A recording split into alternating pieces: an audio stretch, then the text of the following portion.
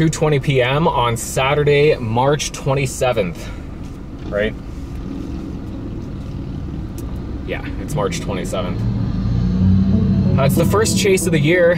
First time I got the cameras in the car, headed out to go, you know, allegedly go see some severe thunderstorms. It's a low-end day, though, as far as seeing a tornado goes. It's 2% tornado risk from the Storm Prediction Center on the day one. It's a slight risk day, got a 15% for damaging wind gusts and large hail. We're gonna head towards Springfield on Interstate 72 from Champaign-Urbana, with the target kind of between Springfield and St. Louis. Interstate 55 runs between St. Louis and Springfield. I think that we'll probably have a couple severe storms, maybe some supercells develop near the Mississippi River, kind of just to the west of that line. And so 55 kind of, you know, offers up an intercept point there. You can get in front of whatever storm it is that you're gonna play with. Now, we just had a storm system move through just about 36 hours ago. It was a high-risk day on Thursday down in the Mid-South and the southeastern United States. We got a cold front go through that really reduced the moisture behind it. So we're working with mid to upper 50s dew points today. We'll have temperatures climbing into the low 70s with another good wave coming in. It's kind of a southwest to northeast oriented wave here, just a corridor of really good strong mid-level winds. There's not much of a surface low, there's not much flow in the low levels, so that's one of the limiting factors as far as tornadoes go. The low moisture in the lower levels, you know, enough to develop severe storms, probably not enough to be talking about tornado genesis. And then we've got straight hodographs. We've got real strong deep layer shear, real good flow in the mid and upper levels. But again, below 700, we're really lacking. So you end up with these kind of straight hodographs, but doable for supercells. And then you look at the thermal profile and you got some pretty good lapse rates in the low levels. So, you know, there's enough moisture that you can't completely rule out. Again, supercells and then maybe a low-end threat for a tornado. So, you know, on a Saturday in March, nothing on the family calendar. You just got to get in the car and get out there. So I'm actually, you know, I've bounced between being kind of optimistic for a pretty fun chase, and then, you know, my low spot will be, well, at least I'm going to get out and see a thunderstorm today, okay? And it has been a long time. It's been since August. The big Midwestern derecho that we had, August 10th, was the last time that I was out looking for severe storms in the Midwest. So it just feels good to be out. It's a nice sunny, warm Saturday. It's 71 degrees on the car thermometer as I leave Urbana right now. Again, it's coming up on 2:30. Plan is just going to be to head toward the cold front. We'll wait for storms to erupt probably around 4 or 5 p.m. I think our ceiling today, with the hodographs that we've got, that thermal profile is maybe a couple hours of a pretty cool supercell, maybe a photogenic supercell. We got low relative humidity values here. So, you know, there is a plus to the air mass being wiped out by a cold front a day and a half ago. We should have some pretty good visibility today. Could be some photogenic storms. And, you know, assuming that we get some discrete supercell thunderstorms, you know, for an hour or two, that could be quite cool today with the environment in place. Farty car. You know, we'll give this one 3 tingles out of 10. You know what? Forget it. 5 tingles out of 10. I'm stoked to be out. We're gonna have some fun. These thermals are pretty cool. We got nice straight hodographs. We'll get a cool supercell for an hour or two. This is gonna be neat. Let's go see what we see.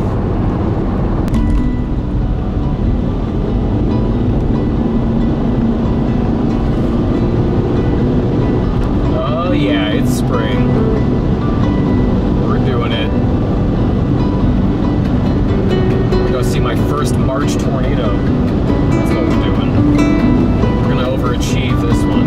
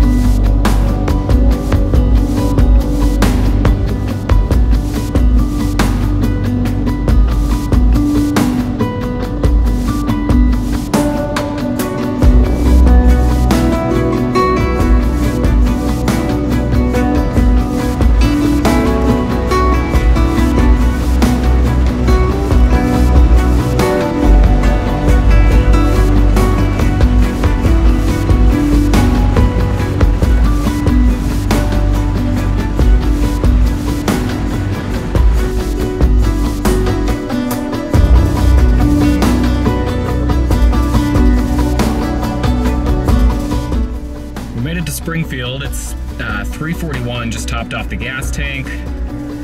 We've got some storms developing way off to our west, and I say way off, I mean it would be about an hour and a half to get on that, but I don't think that's the main play. There's a couple other areas that look ready to go. You can see some little cells trying to pop up here, you know, between Springfield and that early stuff. And then looking at the satellite picture, there's some Q starting to bubble really in the St. Louis vicinity. So I thought it was a no-brainer to go south down 55. I'm pausing for a minute, but I think I am gonna drop down to Highway 104 near to Vernon. We'll take a look at the satellite picture here in a second, and I can show you the little percolating areas that I'm watching. All right, so here's the stuff already going right there, the deeper convection. We're up here. Here's the stuff that's just starting to show up on the radar. You head down 55 to St. Louis though, and over the metro, we've got a pretty deep Q field starting to go up on the front right there too. The most instability is going to be, you know, just off to the east of St. Louis, so tough call. I think I am going to drift just about here and just see what happens, maybe right in this area, southwest of Springfield, and then maybe just north of St. Louis. We'll see. First decisions of the day having to be made. We've got what I would call 3 areas trying to go. We've got a north storm that is the most robust at this point. For some reason, I want to trust it the least. I don't know if it's because it's the furthest north, maybe away from the better moisture. But right now, that storm is going to town, and it would be the easiest one for me to intercept. So I'm plotting a course toward that one. I'm going to just head toward Carrollton. I think that feels roughly like where I would pick the storm up. At least it's a good starting point. It wouldn't honestly be that long, maybe 30 or 45 minutes before I should be able to see the base of that storm. So that feels enticing. That feels like a good starting point. Originally, I liked the middle storm. It seems like maybe it needs a little while to get its act together, and then I have an easy play on that, just dropping south on one of the few roads that I've got here, these north-south options. So it's actually a decent place for this to happen, because I've got some options as far as north-south and then east-west highways to quickly get one direction or another if I need to. So perhaps targeting a storm on the north side here near Carrollton, but then also keeping my options open to drop south to something, you know, in the direction of St. Louis. I'm on State Route 4 coming out of Girard, Illinois, heading over toward the Carrollton area where I'm going to pick up this north storm, unless it gives me a reason not to, or one of the storms off to the south gives me a stronger reason to commit down that direction. This just feels like it's on track with the forecast. And again, it's the most enticing storm right now, and it's the easiest one to get to, so don't overthink it. You got a good storm and a nice route towards it.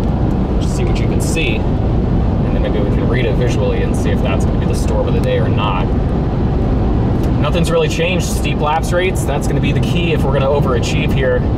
I shared my target on Twitter, and I gave my expectations, which is splitting supercells, maybe line segments, but potentially an hour or 90 minutes of observing a potentially photogenic supercell in this low relative humidity air, and then follow the windy storms back toward home. I think the ceiling on this intercept is going to be steep lapse rate, vortex stretching. You know, you hear the analogy with the figure skater. You know, they get spinning and they pull their arms in, and that increases that spin there. Well, the steep lapse rates, that means temperatures cooling rapidly with height. You get real warm temperatures at the ground. They're cooler over our heads. You know, just speaking real generally then, you know, the steeper those lapse rates are, the tighter that pull on that vorticity. So maybe you overachieve somehow here, get a brief tornado or something. But then the floor on this one, maybe the storms just, you know, they're real cold and yucky looking, get undercut by the cold front, and we get stratus everywhere by like 7 p.m. or something, so that would be yucky. I don't think that's gonna happen. I think it'll be a perfectly acceptable first storm of 2021, one way or another. Coming up to another little town here. Not as familiar with this area.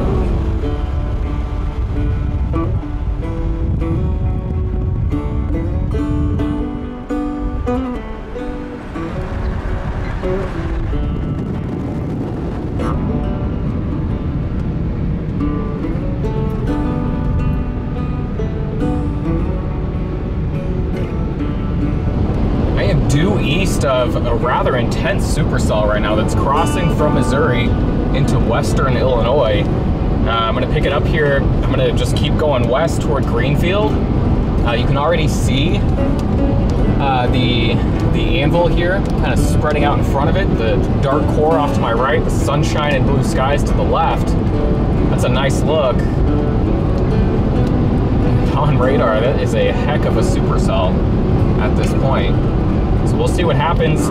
I mean, with the visibility today, could have a view in the next 15 minutes. Sometimes the bright sun here kind of washes out the contrast. You need to get a little bit closer and actually get that sun behind the updraft before things really come into view. This feels really nice though.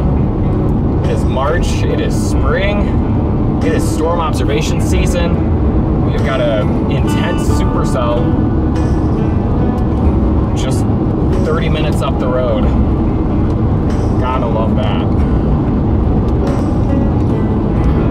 Gotta be some stones in that thing. It's probably chucking out some hail. Dark skies under the anvil to the north.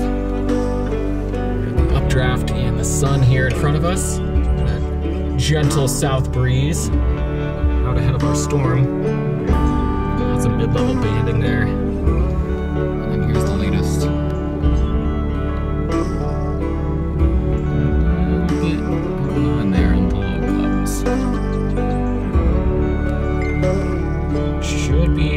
Not ugly storm, is my prediction.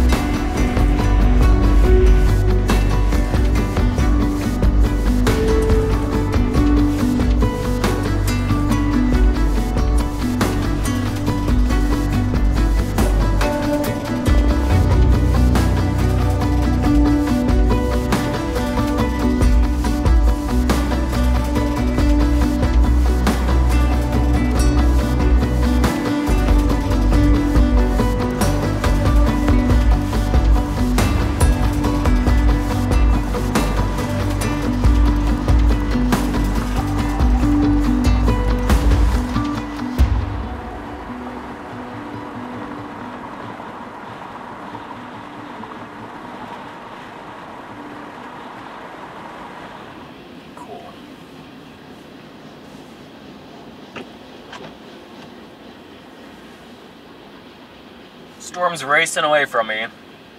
We have the longest train.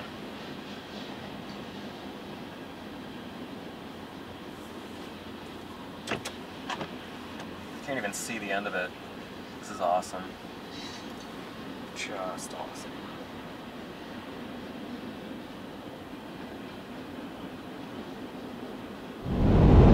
Alright, I'm having a bad time. I was just in Morrisonville, got stuck behind that freight train that was going nowhere fast. Meanwhile, my Storm's going east fast. So there is that other Supercell that's in the St. Louis area. It's coming down Interstate 70. It's to my southwest. While I was waiting for the train, I punched in a random town out ahead of that Storm, and it told me it was about 30 miles away.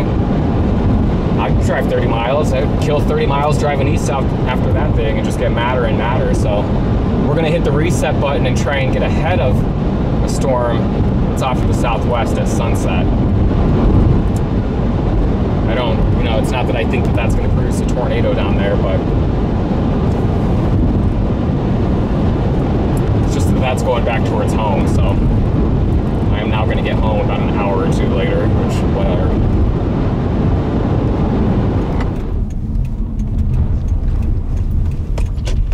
Continue on East 200 North Road for half a mile.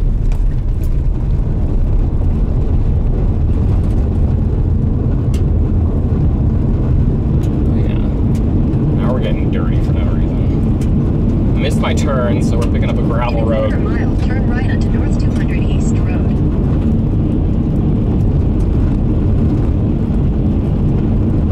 Old Storm continues.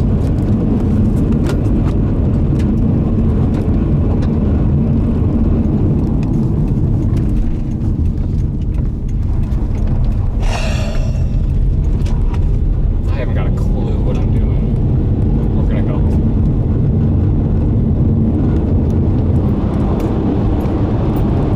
Today has really been stupid since the very first time that I stopped to look at the Storm. It basically leapfrogged me. That first base I was looking at just shriveled up. New base to your northeast, and it's moving at 60 miles an hour. Good luck. Your day is done. Committed to the South Storm, which basically was saying, okay, I'm giving up on the North Storm that I'm on, which I was reluctant to do. Only did it because of that train. And the Storm to the south looked decent. Now the Storm to the south is evaporating, and the Storm to my northeast is even further away. So I'm stuck in between. Really just probably going home.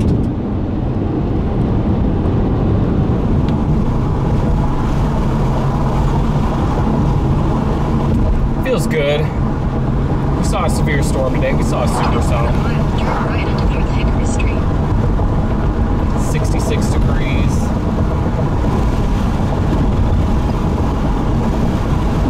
Still following this stupid North Storm toward home.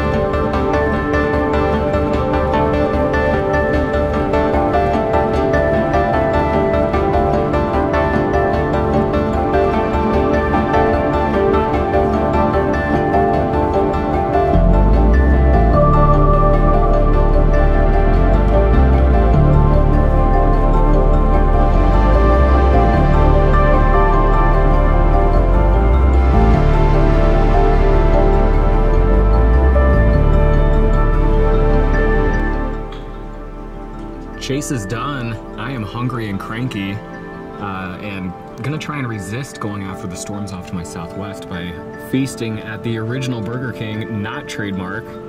Burger King, the franchise, tried to sue these guys. This is in Mattoon, Illinois.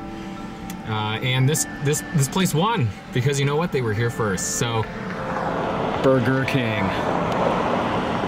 Let's do it.